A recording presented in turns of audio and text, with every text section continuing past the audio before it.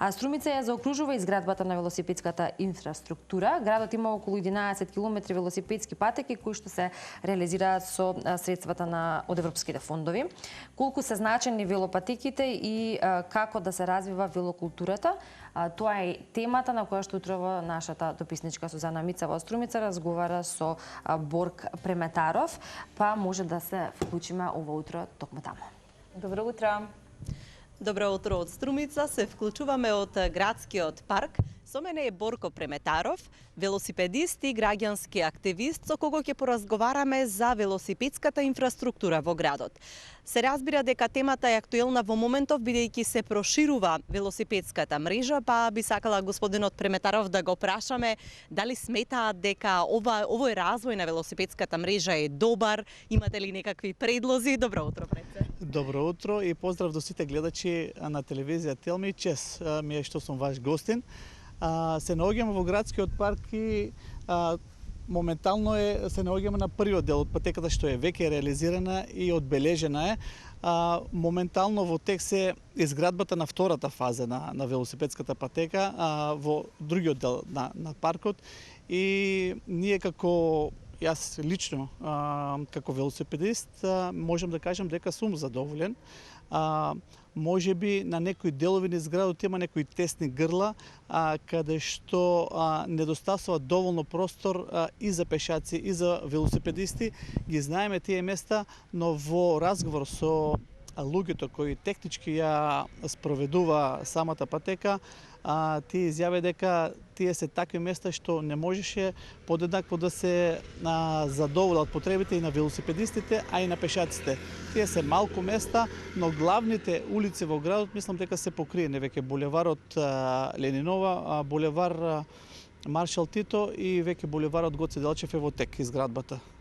Вие со години како велосипедисти апелирате колку е важно да има добра инфраструктура за да може и да се развива велосипедизмот во градот. Кои се предлозите како понатаму би требало да се шири мрежата, можеби кон населените места, кон некои туристички дестинации? Да, секако ние сме задоволни што прво се започна од градот и градот мислам дека е добро, бидејќи самата инфраструктура на градот по големиот дел е рамен. Значи, слободно можат луѓето да го користат велосипедот како превозно средство.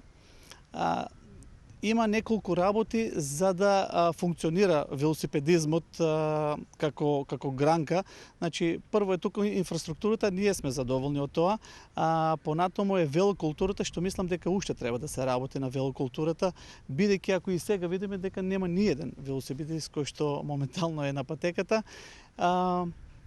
И третата работа е што е многу важна, сите учесници да бидат запознаени со правилата на безбедност, како возачите на моторни возила во оглед на самите велосипедисти, така и самите велосипедисти да знаат да ги почитуваат правилата, да ги знаат своите правила и правилата на моторните возила. Значи тие три аспекти мора да се совладат за да можеме безбедно ние да се движиме низ инфраструктурата. Сме задоволни, но треба работа на полето на подобрување на велокултурата и подучување за правилата на безбедност. Има неколку клубови во Струмица, велосипедски клубови. Расте ли интересот? Расте ли бројот на членови во вашиот клуб? Како практично да се помогне да се подигне таа велокултура? Имаме доволно членови во нашиот клуб, има уште неколку клуба велосипедски на територијата на Струмица. Лично за нашиот клуб можам да кажем дека специјалност ни се ридовите и планините.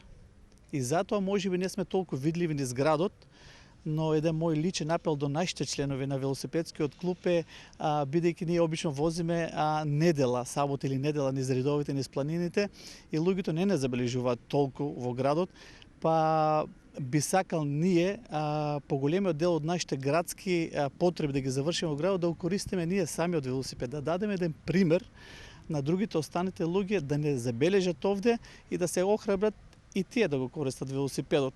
Можеби најголемата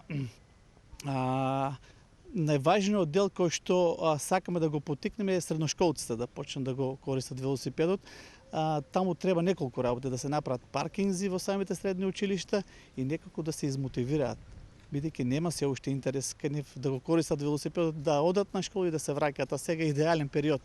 Пролет и почеток на лето ќе биде идеален период за користење на велосипедот. Ви благодарам многу за разговорот. Студио, тоа беше нашиот разговор од градскиот парк во Струмица.